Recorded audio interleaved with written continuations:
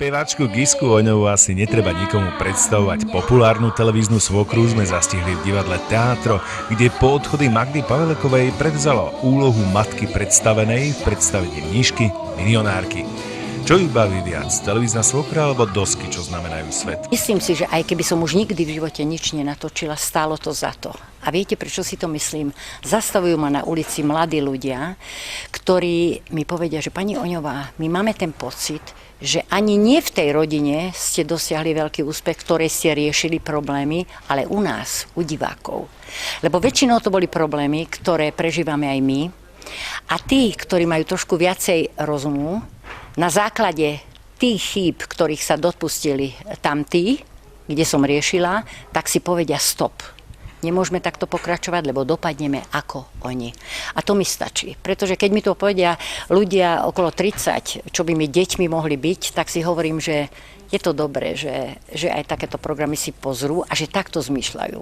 Nakoľko je to vaša vec, nakoľko je to vec dramaturgie, povedzme? Je to absolútne improvizované všetko. Ja nemám čo hovoriť do výberu rodín, čiže ja dostanem rodinu, do ktorej idem a neviem do akej.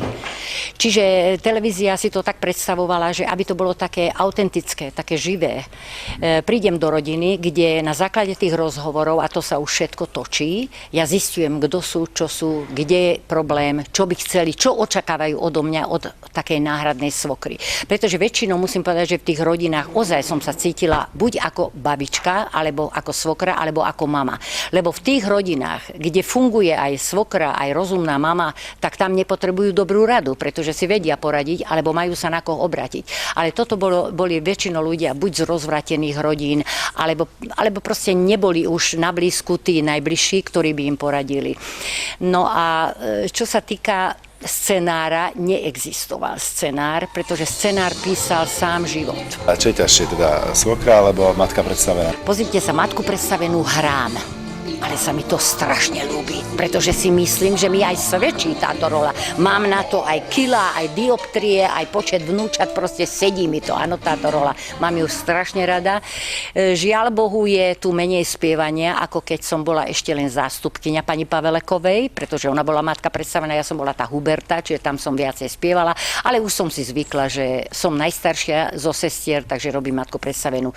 Určite, že ťažšie a zodpovednejšie je robiť svokru.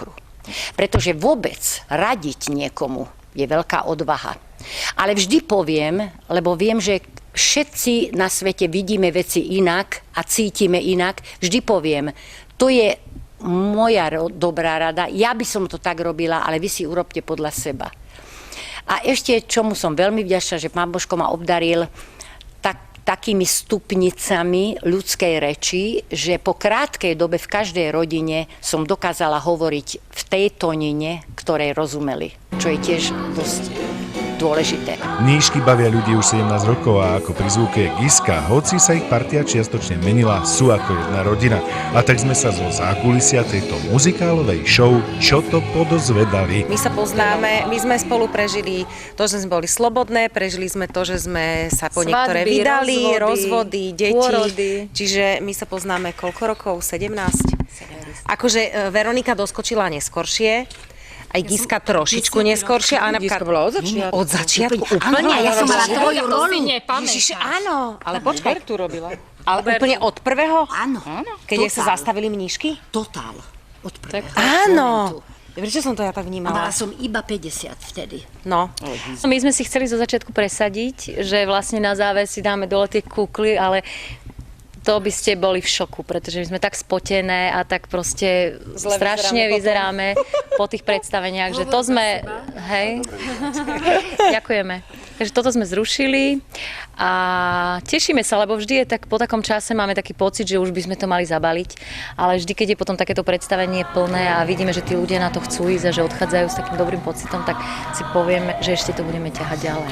Je to vždy také rodinné a tým pádom jednak sa človek veľmi teší na predstavenie, keď príde a je to fantastický pocit aj v zákulisí, aj v šatni, takže naozaj ako taká veľká rodina. A je to veselohra. Dnes ľudia nepotrebujú počúvať smutné veci. sa musia zabaviť. Áno, vidím, že totálne vypnutí ľudia a ja som z toho taká šťastná, pretože vtedy sa regeneruje telo, duša, všetko, keď odchádzajú s úsmevom a nie ešte dumajú nad nejakými smutnými vecami. Takže toto je naša sila, že je to veselohra a tých je dnes veľmi, veľmi málo. Ak sa vo všeobecnosti hovorí, že za všetkým hľadaj ženu, tak v prípade Mníšok je za tým chlap. Producent a dirigent Rudo Gery spolupracoval na preslavených muzikáloch s Jožkom Bednárikom či muzikánskym géniom Karlom Svobodom. Ale Mnišky, hoci ide o dovozový artikel, sú jeho dieťaťom. Po tej jednotke úplne prirodzeným spôsobom, bez akéhokoľvek prerušenia vlastne vzniklo voľné pokračovanie.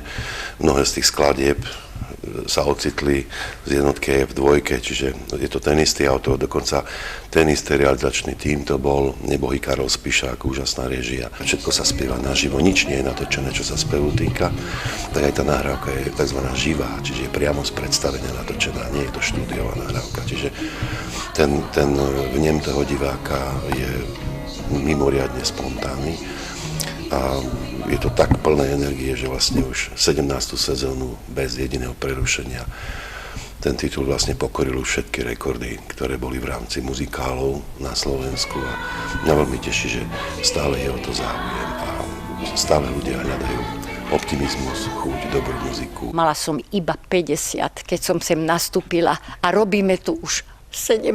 rok, ale ešte nemám 67, len budem mať, ale rola mi svedčí, takže keď pán Božko dá, tak do 92 by som to chcela robiť, pretože môj otecko ešte žije a má toľko. Pre západoslovenskú televíziu Viliam Šuška.